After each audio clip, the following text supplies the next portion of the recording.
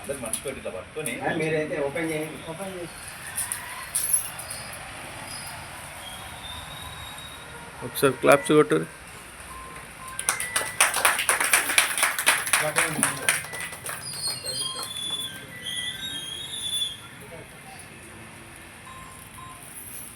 హరిబాబు వస్తున్నాం. అయిపోయింది అయిపోయింది అయిపోయింది అయిపోయింది అయిపోయింది. సరే వస్తున్నాం.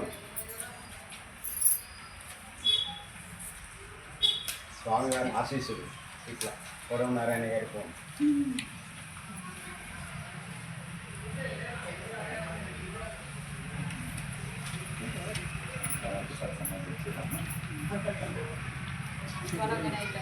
పట్టుకోరు.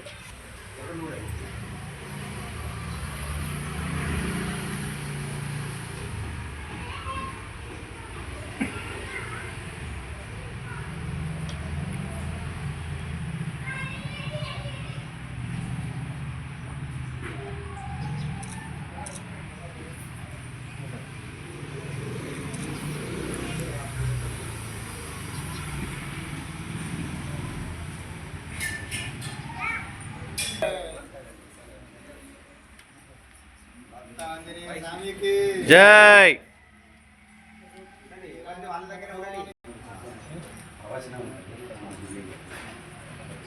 చిన్మయ మిషన్ సిరిసిల్ల ఆధ్వర్యంలో శాంతినగర్లో 4వ గీతా యజ్ఞానాన్ని 3వ తారీఖు నాడు ప్రారంభించబోతున్నాం.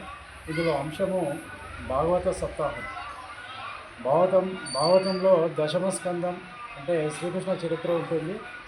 ఇది వారం రోజుల పాటు అక్షయ చైతన్య బ్రహ్మచారి గారు కరీంనగర్ నుండి వచ్చి చెప్తారు.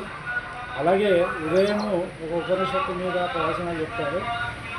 ఆ ఉపనిషత్తు ఏంటంటే ఈశా వాస్యోపనిషత్తు. ఇది కూడా చాలా చక్కని ఉపనిషత్తు.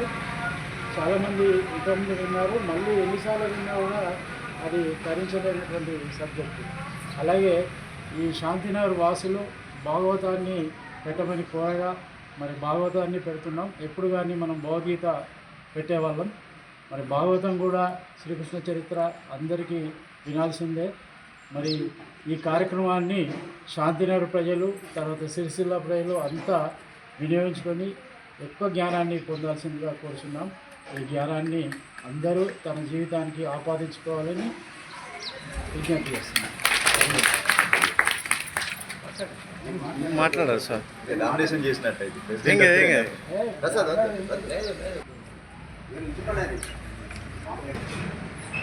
చిన్మయ మిషన్ వారి సిరిసిల్ల వారి ఆధ్వర్యంలో మా శాంతినగర్లో శ్రీమద్ భాగవత జ్ఞాన యజ్ఞ సప్తాహము తేదీ 3వ తారీఖు నుండి 9వ తారీఖు వరకు వారం రోజులు ఇక్కడ చాలా చక్కటి ఆధ్యాత్మిక శోభ విరజిల్లేలా ఈ కార్యక్రమాన్ని నిర్వహిస్తున్నాం.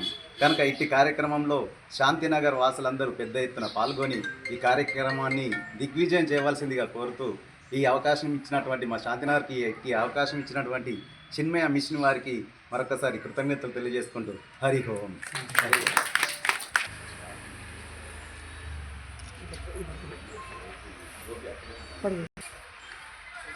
కృష్ణ ప్రసాద్